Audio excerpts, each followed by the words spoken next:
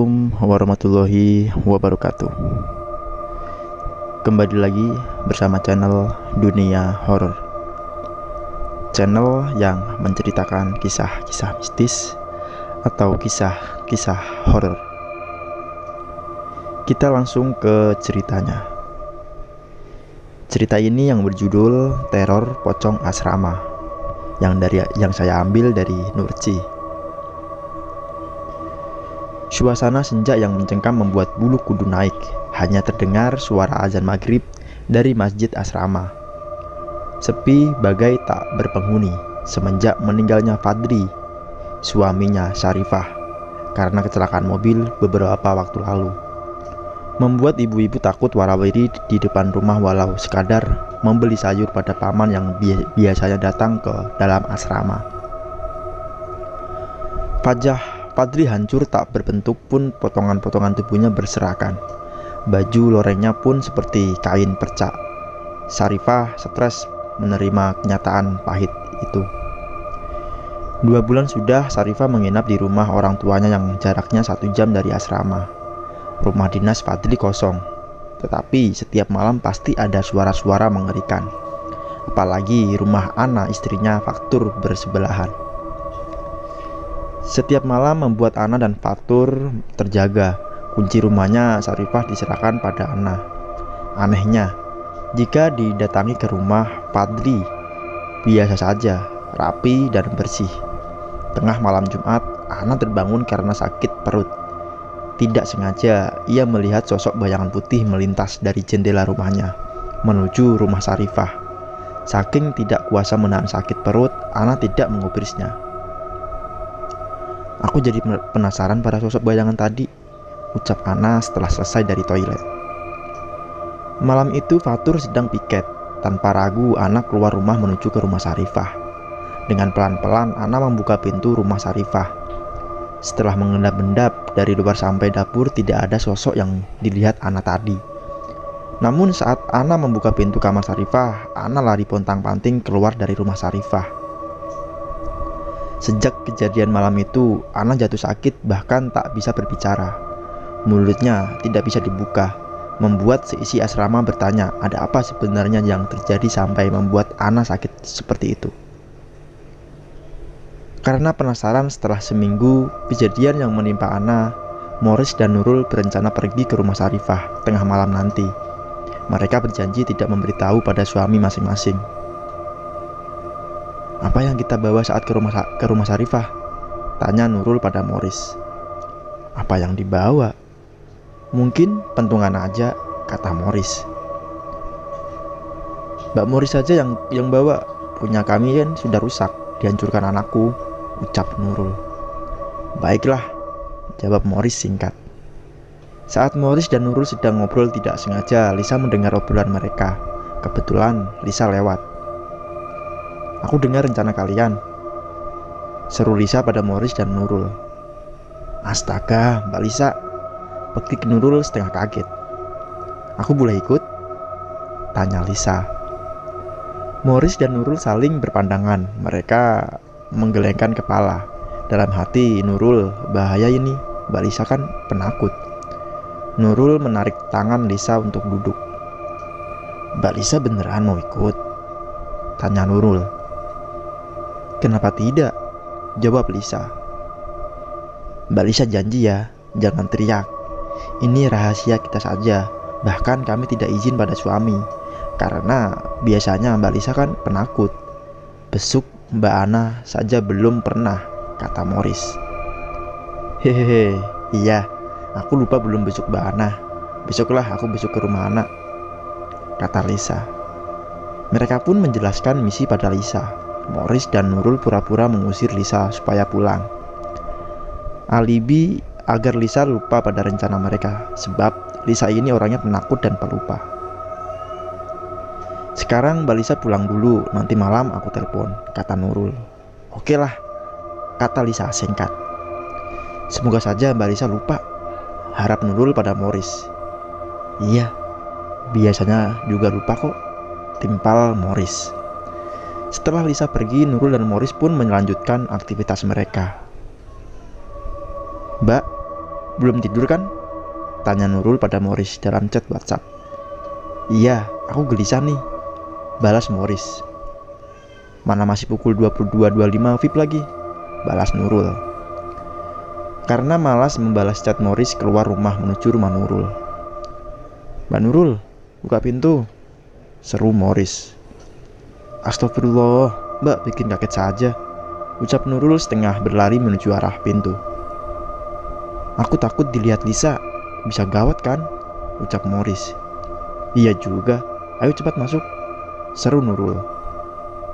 Mereka pun masuk ke dalam rumah Nurul. Kebetulan juga suami mereka sedang bertugas ke Papua, jadi Morris dan Nurul bisa bebas melaksanakan misi masalahnya. Mereka terganggu oleh Lisa. Mereka berharap Lisa sudah tertidur nyenyak. Tepat pukul 23.00, Morris dan Nurul mengendap-endap keluar rumah menuju rumah Sarifah yang letaknya di ujung lorong. Namun sebelumnya mereka melihat dulu ke arah rumah Lisa. Aman, sepertinya Mbak Lisa sudah tidur nyenyak, bisik Morris pada Nurul. Oke, bisik Nurul juga. Mereka pun menuju rumah Sarifah dengan langkah sedikit tergesa-gesa. Untung saja kemarin Nurul sudah meminjam kunci rumah Sarifah pada Ana. Klik, pintu rumah Sarifah berhasil dibuka. Tanpa suara sedikit pun, Morris dan Nurul pelan-pelan melangkahkan kaki mengintari isi rumah Sarifah, seperti yang diceritakan faktur suami Ana. Rumah Sarifah tampak bersih, rapi, dan wangi. Saat hendak menuju dapur, Morris tiba-tiba melihat sosok bayangan yang diceritakan oleh Ana. Tanpa aba-aba, mereka pun lari. Parahnya, saat sampai depan pintu, Nurul menabrak sosok yang wajahnya putih. Itu membuatnya pingsan. Morris loncat lewat jendela kamar Sarifah. Untung saja, jendelanya tidak terkunci. Bu, astagfirullah, ucap Nurul ketakutan dan bertatapan langsung dengan sosok wajah putih yang dilihatnya, kemudian jatuh pingsan.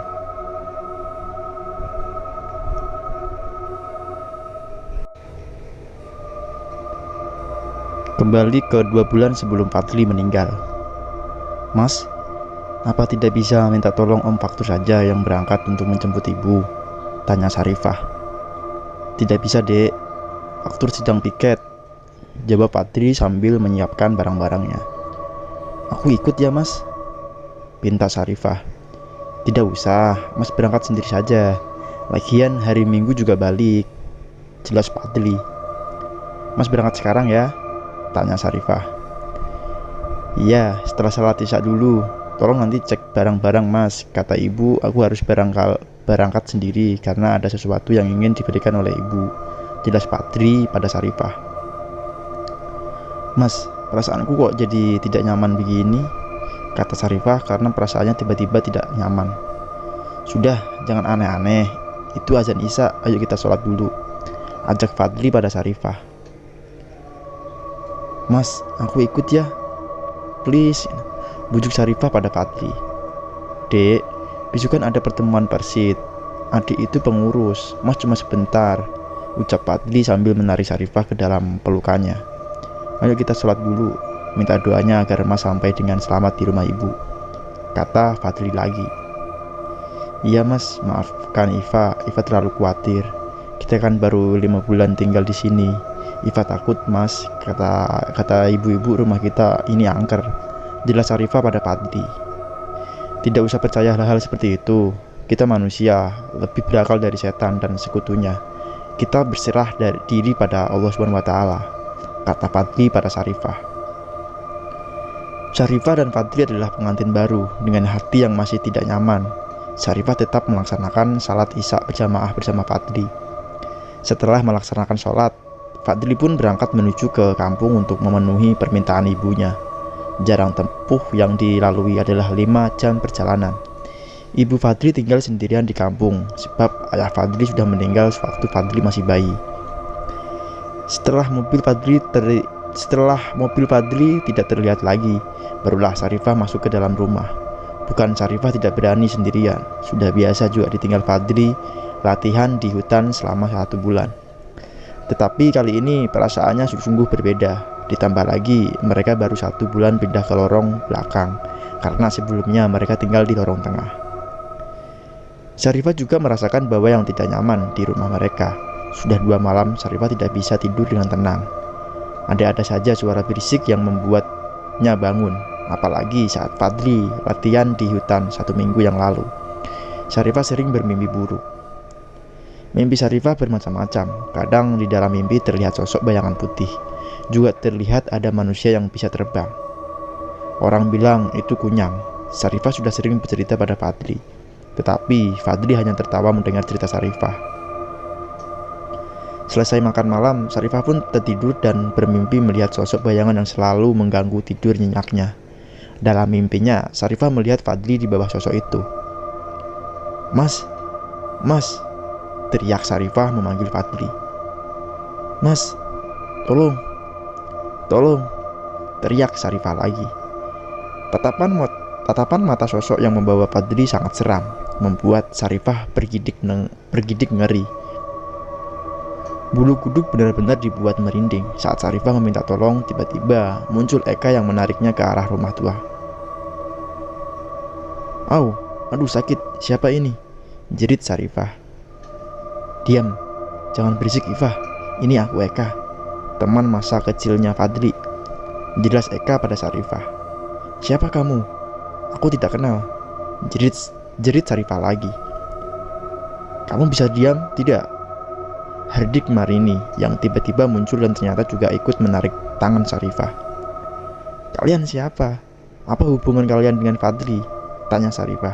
"Sudah diam, nanti kamu juga tahu," ucap Eka lagi. "Tolong, tolong," teriak Syarifah, namun tidak ada satupun yang mendengar suaranya. Kini Syarifah sudah berada dalam rumah tua bersama Eka dan Marini. "Ikat dia Marini," seru Eka pada Marini. "Apa yang akan kalian lakukan padaku?" tanpa Syarifah saat tangannya diikat sebuah kursi tua.